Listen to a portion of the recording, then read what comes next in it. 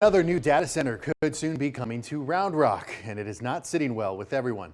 Thanks for joining us. I'm Daniel Marin. And I'm Jennifer Sanders. The Round Rock City Council just approved on first reading an ordinance tonight to rezone land to allow Skybox data centers to build a facility just off North A.W. Grimes Boulevard and south of East Old Settlers Boulevard. A final vote will happen at a future meeting. Meanwhile, nearby residents have raised some concerns about its potential impact. KXAN's Williamson County reporter Kevin Bosker has more on what the plan could mean for the city.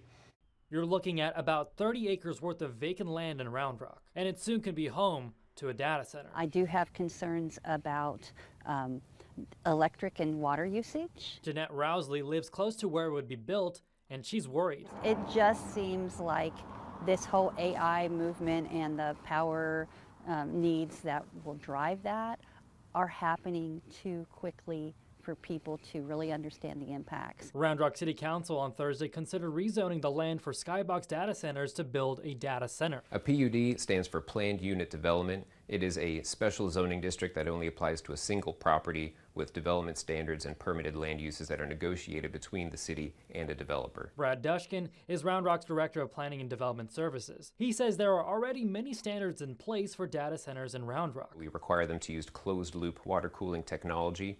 This is much better than the old-fashioned evaporative cooling, which used to require hundreds of thousands of gallons per day, if not more.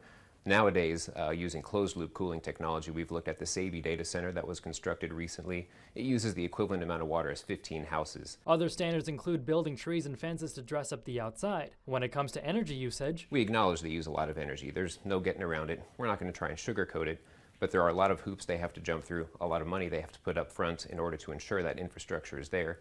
And ultimately, that does help go to ensure that local ratepayers do not have to bear the brunt of that. KXAN reached out to Skybox for this story. In a statement, they said they are working with energy provider Encore to make sure and invest in any necessary electrical infrastructure to increase the overall reliability of the grid. I trust Round Rock government to try to do the right things, but this is happening so quickly all over the country, and I want to know 5 years down the road, how is it going to impact my life, my family, and my neighbors. In Round Rock, Kevin Bosker, KXAN News. And in Round Rock right now, there are 2 data centers already built by companies Switch and Savvy.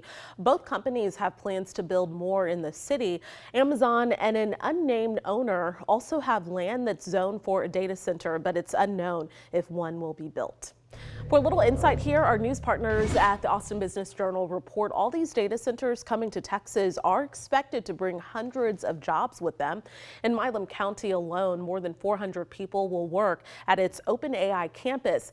Last month, Milam County approved California-based SB Energy Global LLC to help develop that.